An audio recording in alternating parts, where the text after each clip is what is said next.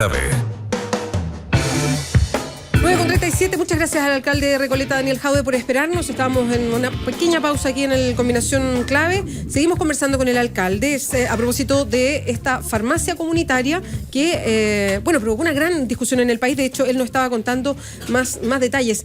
Alcalde, yo le quería preguntar, ¿con qué se toparon? Algo le preguntaba antes el Pancho, pero ¿cuál es la diferencia? Por ejemplo, usted dice, hay medicamentos que salen aquí 70% más barato. ¿Nos puede dar un ejemplo de cuánto cuesta algo en farmacia, en cualquier farmacia de cadena, digamos, y cuánto va a costar en la farmacia de Recoleta? No, mire, ese estudio lo vamos a tener listo y a la vista de todo el mundo, pero el 6 de noviembre me parece que no sería correcto hoy día comenzar a mostrar las diferencias, pero le quiero comentar, por ejemplo, que remedios para la diabetes o para la prediabetes que cuestan 22.000 pesos, aquí van a estar a 4.000, a 5.000. Y más allá de que uno tiene idea de por qué ocurre, ¿ustedes saben por qué ocurre eso? Yo tengo una idea. Ya, todavía sigue siendo idea, digamos. No, es que sabemos que todos los intermediarios y que las formas que tiene el Estado hoy día para comprar, ¿no? Y que, por ejemplo, el hecho, y esto está en un proyecto de ley, que la Senapaz no le pueda vender directamente a las farmacias, influye mucho, pero también influye la colusión, yo creo que el egoísmo desmedido de algunos grandes empresarios que se han habituado a tener rentabilidades tremendas, ¿no?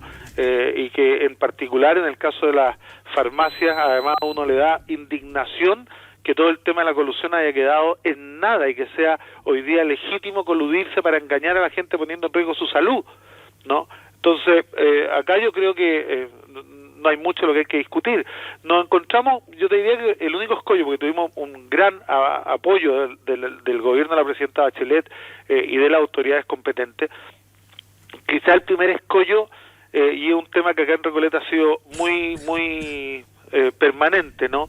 Es invitar al resto a mirar la realidad de manera distinta, atreverse a cambiar de enfoque, innovar en política pública. Por ejemplo, nosotros tenemos todos nuestros colegios abiertos hasta las 10 de la noche y todos los sábados y todos los domingos convertidos en centros culturales y en centros deportivos. Tenemos 4 veces más gente ocupándolo fuera de las horas de clase que en las horas de clase, con una respuesta maravillosa. Y eso significa desvincular la prestación del servicio de la discusión de la infraestructura, y tener hoy día 20 centros culturales sin haber gastado un peso en infraestructura cultural que después no tenéis cómo llenar, nos parece notable. Pero todas estas cosas que significan un cambio rotundo del enfoque en términos de la gestión más eficaz y eficiente de los recursos.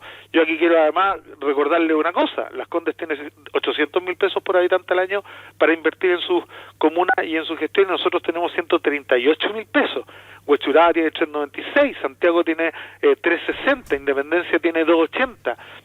Nosotros tenemos 138 y por lo tanto aquí hemos hecho esfuerzos de una innovación en política pública tremenda, de tal manera de hacer rendir los recursos que esta comuna tiene. Oye, Daniel, ¿cómo estás? Te habla Tomás Hirsch.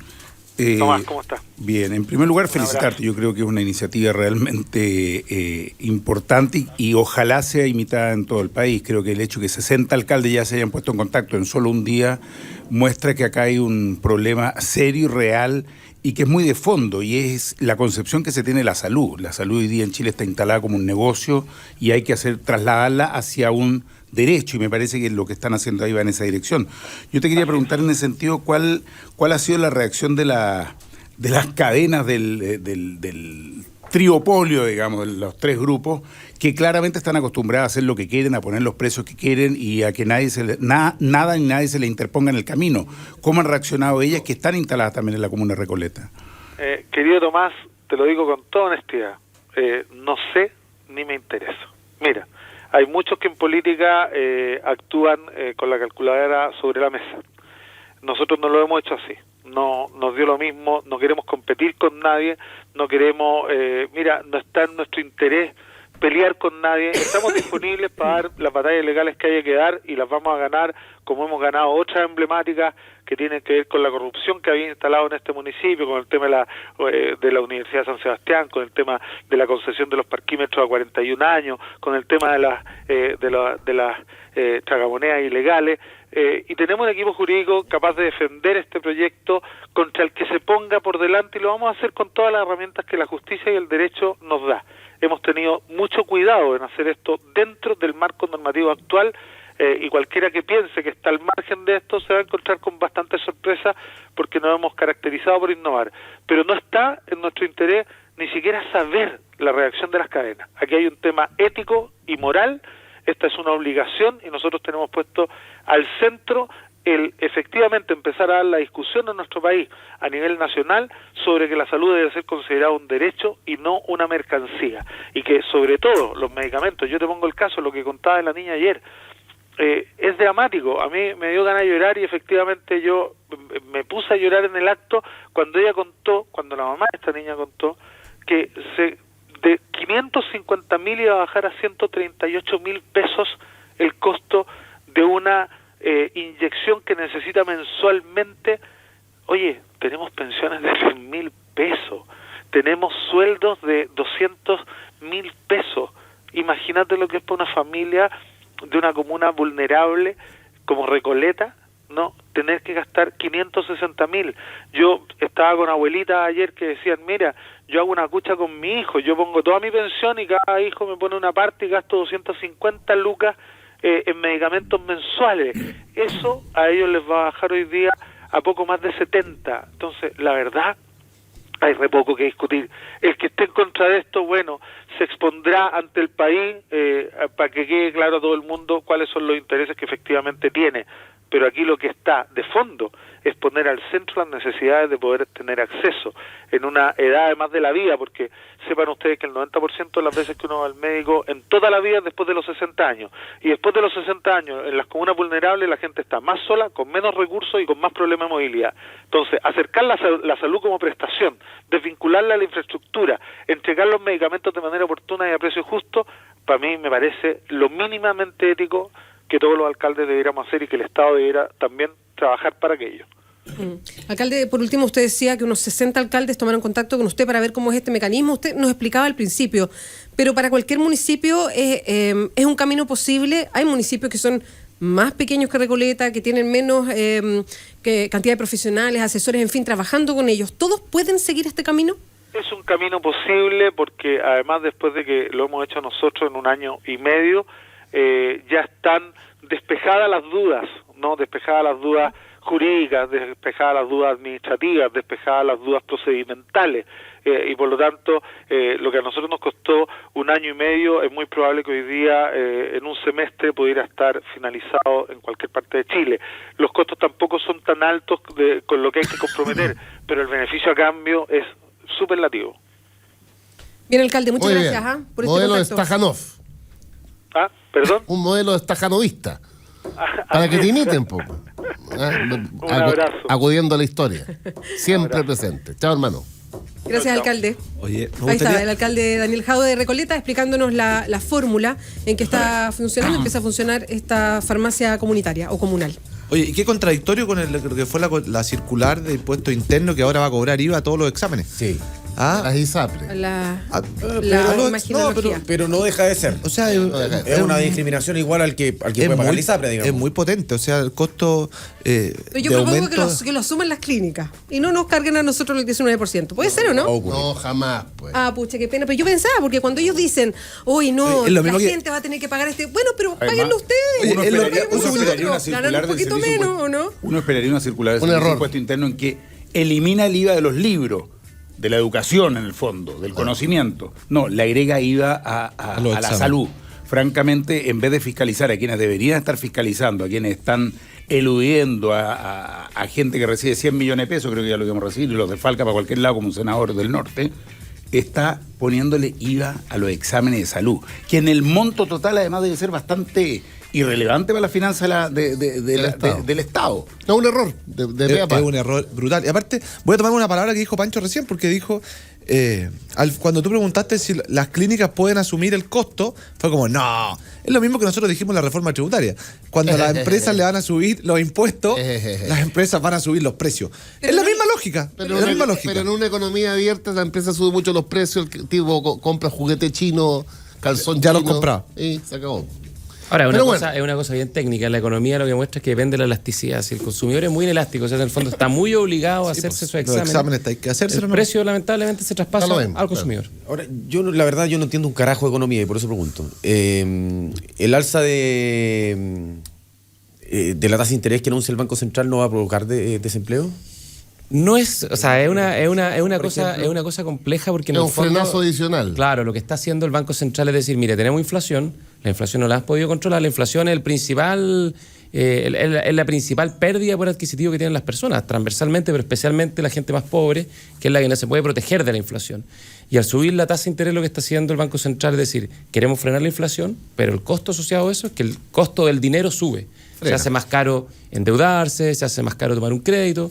Por lo tanto, en el fondo lo que hace es afectar Es un frenazo. la actividad económica por esa vía. ¿Da para frenarse?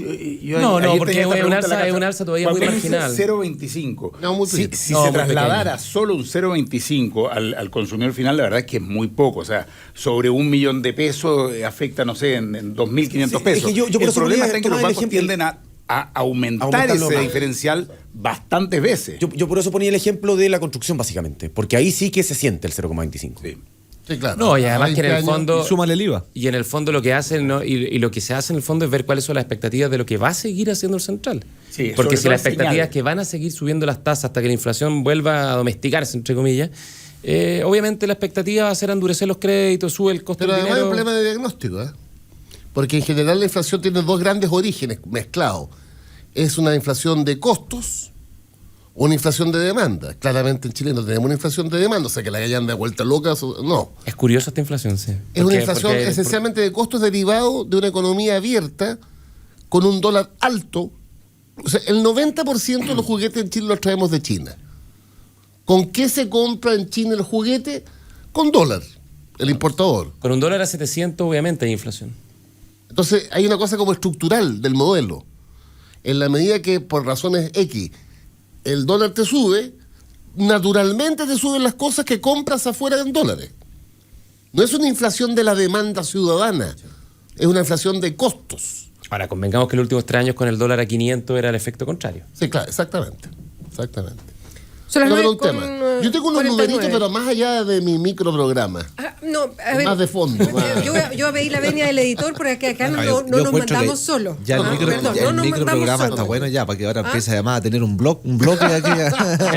Te va a empezar a serruchar el piso. ¿Eso es lo que quieres, Francisco? Cada vez se Era siente un más ley. cerca de este No, puesto. No, sí, yo lo he notado. Te va a sí, yo- quitar tu audífono Yo pensé especial. que le pedíamos la palabra a él, ¿o no? No, a la vez. Estamos un poquito como eso. Lo que pasa es que yo quería entrar al tema constitucional. Lo que podemos hacer, faltando 10 minutos para la pausa, es ir a los números, comentarlo y después volver de la pausa hablando del anuncio de la presidenta. Proceso respecto a esta constituyente. Forma constituyente o forma para una nueva constitución. El nuevo fiscal.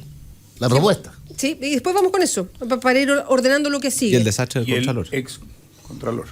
El Contralor. Contralor que no fue, digamos. Entonces vamos con los números de Vidal, como tenemos una presentación. ¿Ya, chiquillos? Vamos. Es momento de los números claves de Vidal. Pancho, te escuchamos. Muy buenos días, ciudadanos de La Clave. No, hay una encuesta que circula, hecha por una empresa privada, y que nos permite... Perdón, ¿qué empresa privada? Perdón, que voy a buscar los números. Criteria. Ya. ¿Y quién le encargó? Fundación Chile 21. ¿Estamos? Pero lo compraba a ellos. Una encuesta que por lo demás, en términos generales, en la pregunta sobre el gobierno se alinea con el resto. En esta encuesta, la desaprobación a Bachelet es del 60%, la desaprobación al gobierno del 70%. O sea, en ese sentido no innova. Pero sí hicimos una pregunta distinta. Y es cómo se identifica a la gente con respecto a la situación del país. Y se le dieron 4 opciones. No como Méndez, Adimar y Cadem, que da 2 nomás. Fíjate que identificación con gobierno o oposición. Identificados con el gobierno, solo el 22%. Con la oposición de derecha o centro-derecha, el 25%. Aquí hay 2 representantes. Pero con la oposición de izquierda o centro-izquierda, el 21%. O sea, claramente lo que uno intuía, el número te lo corrobora. Hay una oposición de derecha y una oposición de izquierda. Y ojo, los con ninguna de todas las anteriores es el número más grande, 32%. Una observación. Y la segunda, que es un problema de mi gobierno, de gestión brutal, es que preguntar a la gente en general si está de acuerdo o no con las reformas, todas las rechazan, mayoritariamente. Pero preguntar a la gente, esa misma que rechaza la reforma en general, sobre aspectos específicos, es al revés. A ver, ejemplo, colegios y escuelas no debieran tener fin de lucro, 69% a favor de esa afirmación. Las escuelas no debieran seleccionar, 62% a favor de esa afirmación. Y finalmente, los colegios particulares subvencionados, los padres no deben hacer copago, 59% por el no al copago. Perdón, ¿y el rechazo de la reforma? 60%. Entonces tú le preguntas a la gente en general, ¿usted está de acuerdo con la reforma educacional? 60% dice que no. Perdón. Claro, no le gusta el tipo de reforma, pero quiere... Pero cuando tú preguntas desagregadamente por los contenidos de la reforma, están de acuerdo. Están de acuerdo. Mayoritariamente. Por eso es un problema de gestión de gobierno, claramente. De mi gobierno, claramente. De comunicación, de gestión. De vocería. Pero agregue el otro dato sobre el aborto, las 3 causales. 70%. No, pero eso todas las encuestas lo muestran. Pero igual me gusta que lo leamos. No, es mi tema. Sobre el aborto y las 3 causales en promedio son el 70-75% a favor. Ahora, una pregunta, Francisco, porque yo me parece que vi una pregunta que preguntaban por la reforma laboral un aspecto específico que es la extensión de los beneficios, y entiendo que ahí sí la gente tiende a estar de acuerdo con que se puedan extender y que no dependan del sindicato. Espérate, no, pucha. Eso lo he leído y creo que lo leí en esta encuesta también. Sí. Que eso es interesante, porque ahí en el fondo se rompe un poquito esa lógica. Tiene hay mayor equilibrio en la respuesta sí o no. Perdón, actualmente depende del Hoy día el empleador tiene la posibilidad de extender los beneficios que acuerda la negociación colectiva al resto de los trabajadores, claro, sin preguntarle. Y la reforma laboral prohíbe esa opción y solo van a recibir el beneficio quienes formen parte del sindicato. Y la gente que le pregunta mantiene digamos, una opinión favorable respecto a que se mantenga la posibilidad de extender los beneficios, que no sean solo para los que están sindicalizados, sino que pueda ser optativamente para todos los trabajadores. Ahora, yo personalmente creo que ese punto es clave. Porque tengo una musiquita detrás. Pero no se ponga nervioso con la música. Es su sección.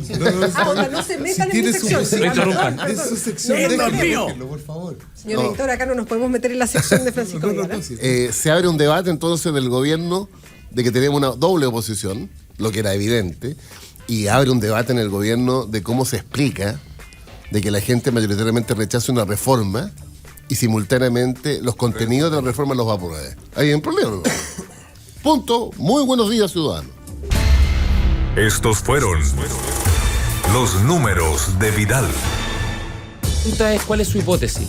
De nuevo, Gonzalo, porque recién volvimos al aire. Yo quiero hacer una pregunta porque es muy interesante y esto yo lo había visto en otras encuestas. Yo creo que esto coincide con lo que se ha visto en otros estudios.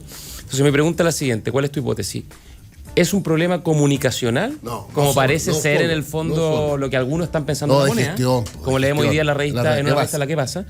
¿O es un problema de la forma que los objetivos la gente los comparte, pero la forma en que se están buscando alcanzar esos objetivos son equivocados y la gente los rechaza? ¿Puedo agregar una tercera variable? En esa percepción debe estar presente la crisis de credibilidad que afecta al... Además. También. No te creo. Pero hace un año atrás las reformas partieron con apoyo. Apoyo, exacto. Entonces, da la impresión de que lo que ha pasado es que la gente comparte el objetivo, quiere mejor educación, quiere más calidad. Pero cuando empieza como a desgranarse el choclo y ver el detalle, lo que se llama la letra chica de las medidas, ahí es cuando la gente empieza a oponerse. Lo que pasa, claro, obviamente hay distintas lecturas, como se decía, hay una oposición de derecha y una oposición de izquierda.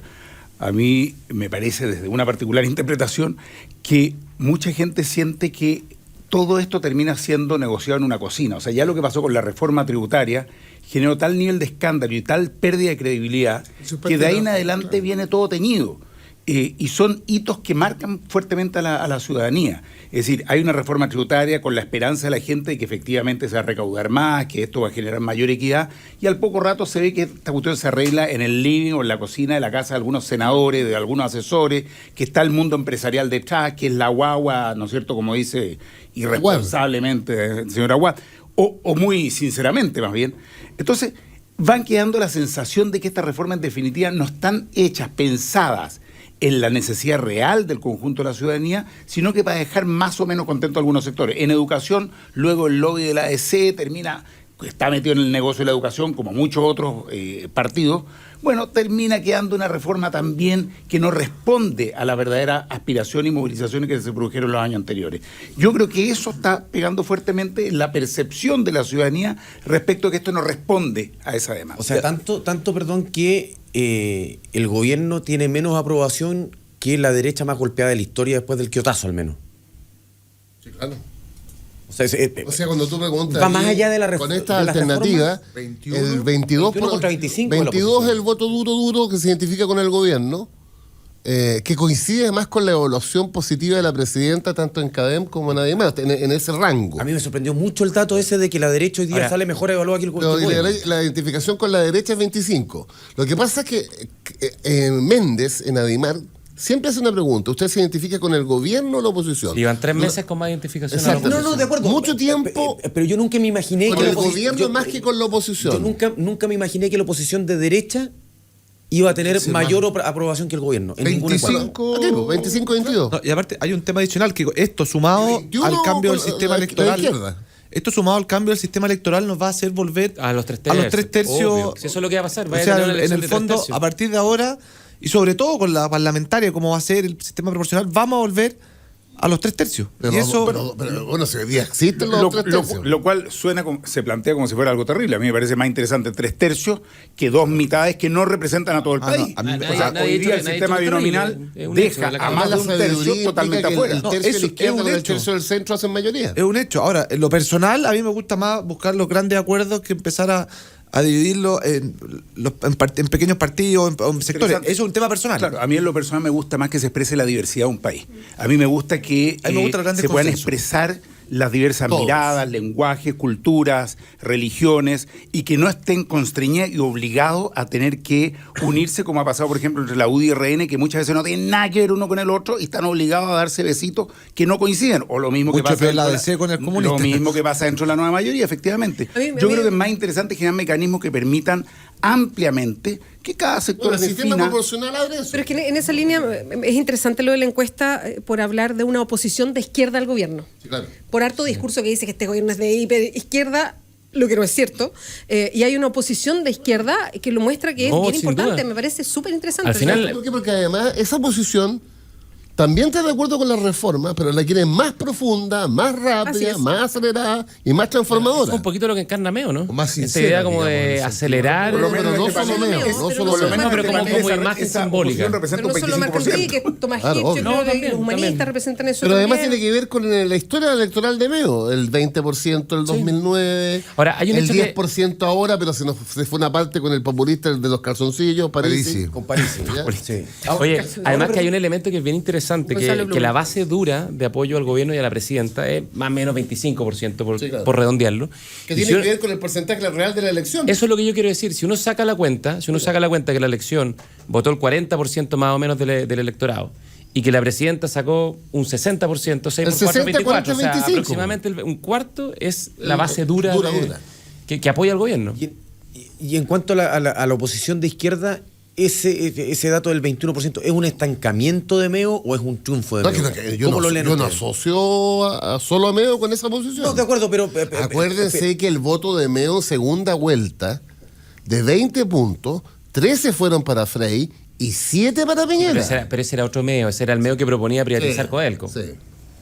Pero yo creo que aquí hay un mundo enorme de izquierda, súper fragmentada, que se expresan 1000 organizaciones de distintos tipos, que se entusiasma con la reforma, pero la estima que está demasiado negociada, demasiado transada, demasiado tibia, y es casi igual a la oposición de derecha en el volumen. Es decir, lo hablábamos el sábado, ¿sabes por qué me acordé? El viernes pasado, cuando hablábamos en un minuto de la reforma laboral, yo le pregunté a los dos que estaban en contra de la reforma. ¿A qué dos? Para que diga a Tomás y a Gonzalo. Y a Gonzalo. Ah, sí, fue el ejemplo. Entonces, claro, Méndez me dice 66% en contra de la reforma laboral y yo estoy a favor, 33%. Pero desagregado, momentito, sigue siendo mayoritariamente en contra, pero por razones distintas. Porque Tomás tiene una razón distinta de Gonzalo para oponerse a la reforma. Ahora, perdón, pero un pequeño comentario, pero ese tiene una pequeña trampa lo que está diciendo Pancho Vidal. La trampa es la siguiente, que si se lleva a izquierdizar aún más la reforma, muchos de quienes hoy aparecen apoyándola pasarían a rechazarla. Bueno, obvio. Entonces, al final, no, ¿por qué lo digo? Porque cuando uno plantea esto, aquí la lógica que quiere instalar Pancho, siento yo, es decir, mira, aquí al final un 66 quiere esta reforma o más radicalizada, más dura. Pero si uno la lleva para allá, el tercio al medio, por Pero decirlo de alguna forma, Pero ese mismo ejercicio para vale, el otro lado. pero ese mismo ejercicio vale para el otro lado. En la medida que este gobierno va derechizando la reforma, cosa que hasta aquí ha ido haciendo, Más gente va se va a ir quedando cargando. más gente que no se siente interpretado por esta no la reforma. ha ido, Así no la que ha ido vale para los dos derechizando. lados. Simplemente ha ido No, mi profundizando punto es los otro. errores por No es para autogoles. hacer O sea, No, la la ha ido reforma educacional debió haber partido por la educación pública. Que la ha Mira, ido la laboral no. No, yo- La ha ido derechizando y tú deberías estar además contento de eso. Es decir, tu No, pero la sector creo que ha mantiene, ido sí. logrando. La O sea, están manteniendo. no deberías negar eso, me parece muy bueno para ti. No, o yo- sea, tu al sector revés. ha logrado que las reformas se No hemos vayan logrado cada vez más nada. hacia la derecha. No hemos logrado nada. 10 con ¿Qué 3. tenemos? Tenemos que hacer una pausa. Pausa. A la vuelta vamos a cerrar este tema y queremos pasar a la de la nueva Proceso constitución para conocer constituyente. las opiniones. 10 con 3. Pausa, volvemos. ¿A la hora?